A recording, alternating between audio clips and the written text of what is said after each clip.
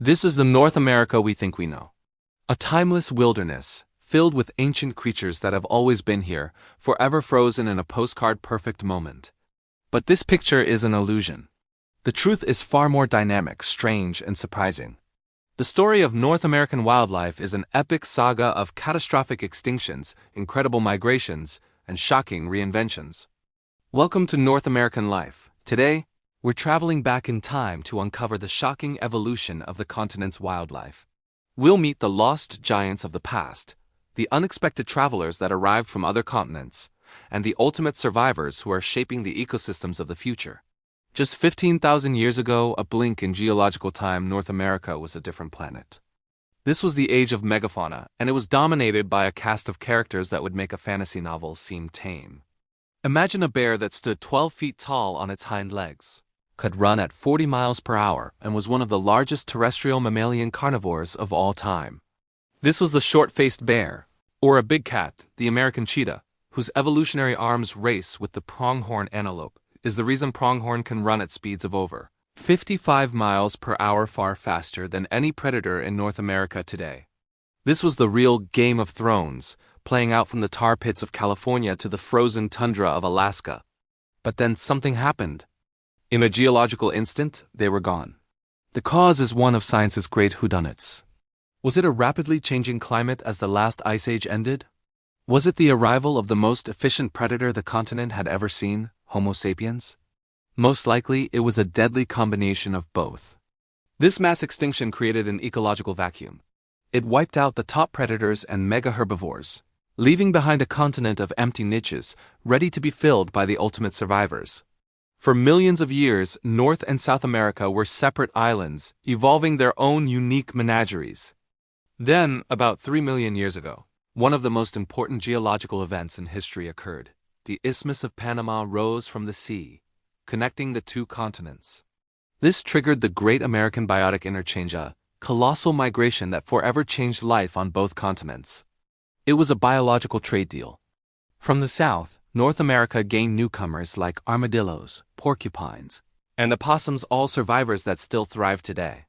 But from the north, the invasion was far more impactful. North America sent saber-toothed cats, bears, wolves, and big cats south.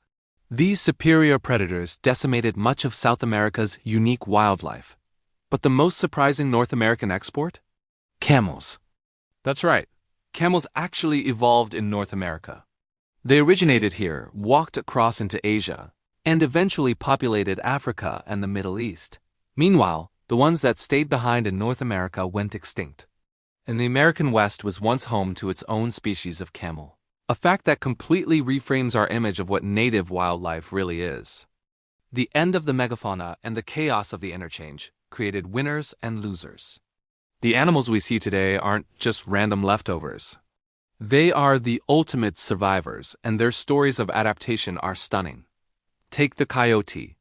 In the past century, as we systematically eradicated its larger competitor, the wolf, the coyote didn't just fill the niche, it exploded. It is a master of behavioral flexibility. While the wolf is a specialist of the wilderness, the coyote is a generalist of the New World. It has learned to thrive in the landscapes we created.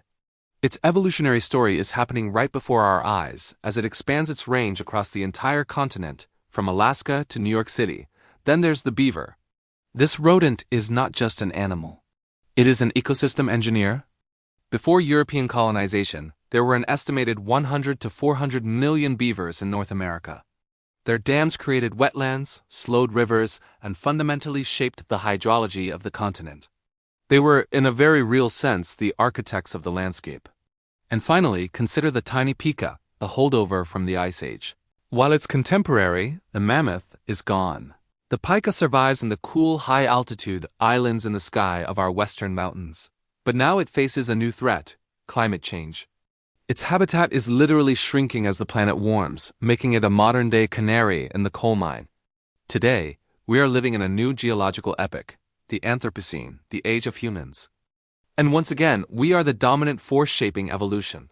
But this time, the story has a new, more hopeful chapter. The reintroduction of wolves to Yellowstone is the classic example. It wasn't just about putting an animal back. It was about restoring an entire ecological process. The wolves changed the behavior of the elk, which allowed the vegetation to recover, which brought back the beavers, which created new habitats for other species. This is called a trophic cascade, and it shows the profound interconnectedness of this continent's life.